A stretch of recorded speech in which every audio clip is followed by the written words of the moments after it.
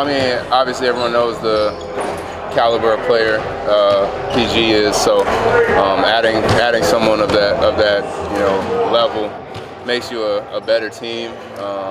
Changes the scout a little bit. You got to be ready for it, and changes their dynamic. So so we're just gonna have to be ready for it. And just be locked in. It's another good weapon that they're adding, and someone who can go off at any given moment. So we just got to be prepared. Over the years, what's made him such a tough player? I mean, just his skill set. He can score at all three levels. He can get hot quick. He's 6'8". So it's like he's a tough cover. He's a tough matchup. And he's a problem for defenses for sure. Another thing I had was, I noticed in the last game he came out after like 5 minutes. Yeah. I'm trying to figure out the substitution. I know y'all not gonna give it to me, but the question is, how do you deal with maybe you've been out there just 5 and coming right out? Yeah. Just honestly, whatever is asked of me.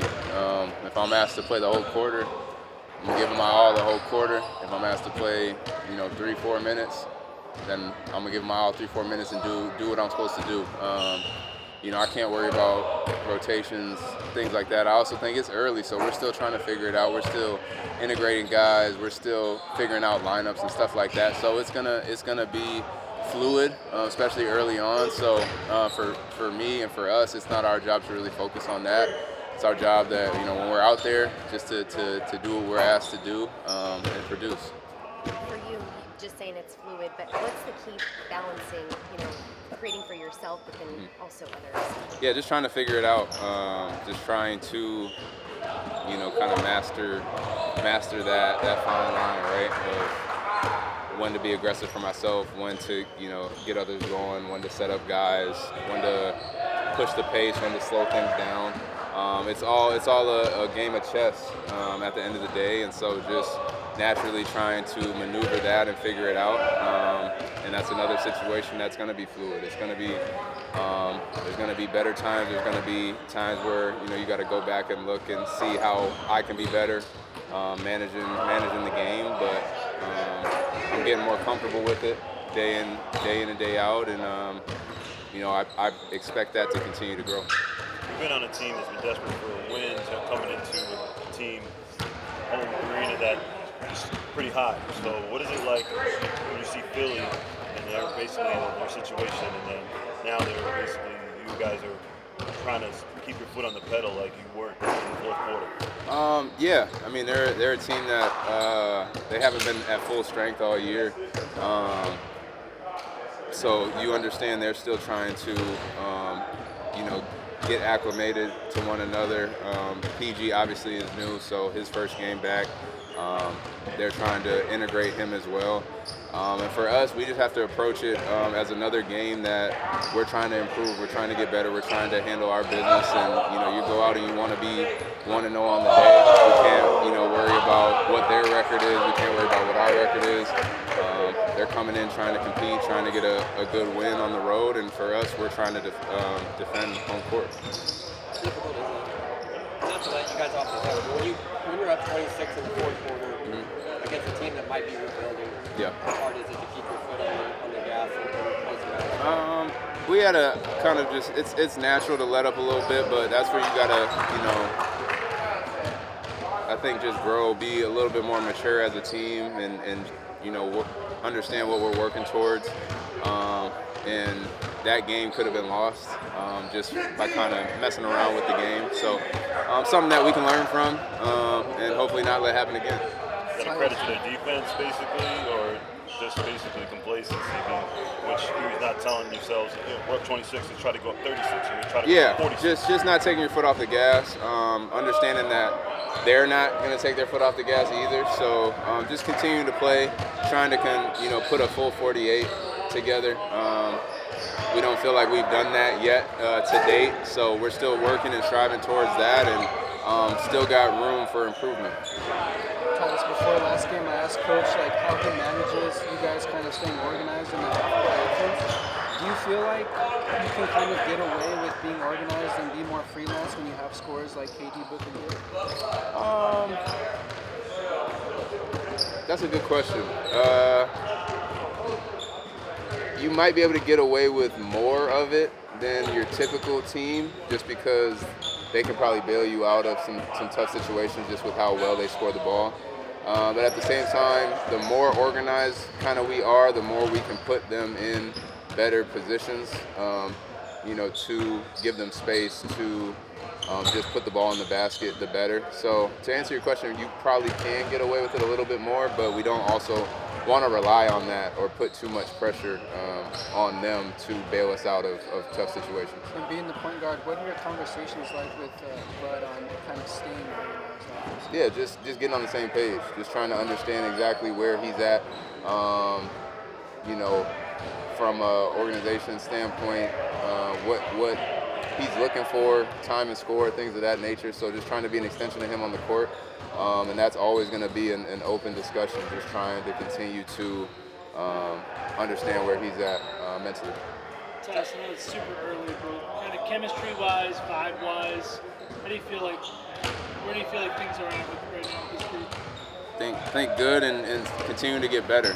It's still extremely early. I know a lot of this group was here last year, but there's also some new pieces and new coaching staff, new systems. So we're still a long ways away from, I think, where we want to be, and that's the exciting part for us. So we're still working, trying to improve, take steps forward each and every day. But the chemistry is great. The energy around the gym is really good, and the energy in the locker room is really good. So that's a positive, and we're excited to show up for work each and every night. With college basketball being back, what are your expectations for Duke this year? To win it all. Simple. JJ Redick told a pretty funny story last week about Devin. He said when he had Devin on his podcast, Yeah. and Devin took like 45 minutes to help arrange the lights and the background and everything. He said he thought that said a lot about Devin. Yeah. Just in your time around Devin. Yeah. Do you think that preparation kind of bleeds over to basketball at all? Yeah, definitely. He's particular about his craft. He's particular about his work. He shows up every day ready to work and get better. He's detail oriented. He likes to talk through what he's seeing, whether it's in film, whether it's on the court. And so that's, not just basketball, but you can tell that's the type of person he is. And so it goes hand in hand, and it's why he's great. The applesauce package part of your new pregame ritual? Say that again? Yeah, your daughter's applesauce package part of your new pregame ritual? It actually has been this year. So yeah, I can blame both my little ones for that, because a lot of applesauce packages at the house, so it just becomes normal. Thank you guys. Obviously, you had a role coming in, but Nurkic, whether it's foul trouble, matchups, whatever, hasn't played as much, which means you've played more. How are you feeling about getting more minutes and even be more involved with the group? Yeah, I feel good. It's a really fun team to play on.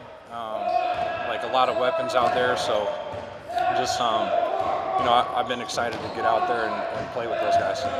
Your screen game, being able to get guys free, when did you start making that a priority as far as the game? It's just as a big, it's kind of inherent with the role, and when you get to a new team, you just want to understand where guys, which side they want them on, if they want you to hold, roll, get out.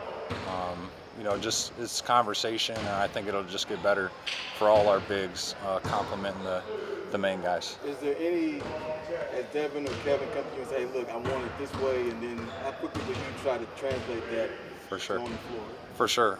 They definitely do that. They're good at communicating, and a lot of times it's just in a game like, hey, they're blitzing me. I think we came out against somebody and they're blitzing. The Clippers were blitzing Kevin right away, so he was like, hey, just get out so I can have a pass or an outlet.